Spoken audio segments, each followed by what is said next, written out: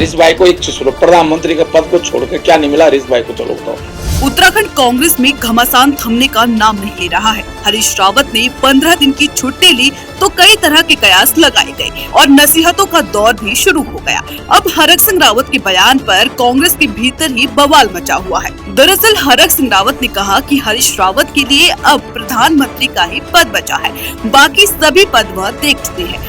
हरीश भाई को एक प्रधानमंत्री के पद को छोड़कर क्या नहीं मिला हरीश भाई को, चलो बताओ। हिंदुस्तान की लोकतंत्र में, हिंदुस्तान की राजनीति में सबसे बड़ा पद है, देखो राष्ट्रपति, और वो पद तो थोड़ा सा वैसे पद हो गया। जो डेमोक्रेटिक पद है वो है नंबर 1 प्रधानमंत्री, number 2 central minister, number 3 chief minister, ठीक है। अब वो सीएम भी रह गए उत्तराखंड के, वो सेंटर में कैबिनेट मंत्री भी रह गए, एमपी भी रह गए, जब विधायक रहे उस समय विधायक भी रह गए, ब्लॉक प्रमुख भी रह गए। तो पंचायत की राजनीति, प्रदेश की राजनीति का सर्वोच्च पद, केंद्र में प्रधानमंत्री को छोड़कर सब कुछ रह गए।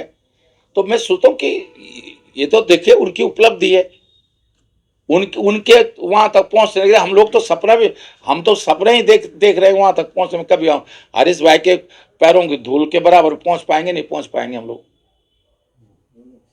उनके इस बयान के बाद कांग्रेस विधायक हरीश धामी ने अपने सोशल मीडिया प्लेटफॉर्म पर एक पोस्ट लिखी, जिसमें उन्होंने कहा कि हरक सिंह रावत का यह बयान बिल्कुल भी सही नहीं है। हरीश धामी ने लिखा कि हरक सिंह रावत वही व्यक्ति हैं जिन्होंने 2016 में कुछ विधायकों को बीजेपी में शामिल कर उत्तराखंड में कांग्रेस की सरकार को अस्थिर करने का काम किया था। उन्होंने यह भी कहा कि हरक सिंह रावत के कारण ही इस देवभूमि में दल बदल का महापाप हुआ, जिससे कांग्रेस को काफी मुश्किलों का सामना करना पड़ा। हरीश धामी ने हाईकमान से अपील करते हुए कहा कि इस बात को नजरअंदाज नहीं किया जाना चाहिए कि जो व्यक्ति एक बार धोखा दे सकता है वह दोबारा भी दे सकता है।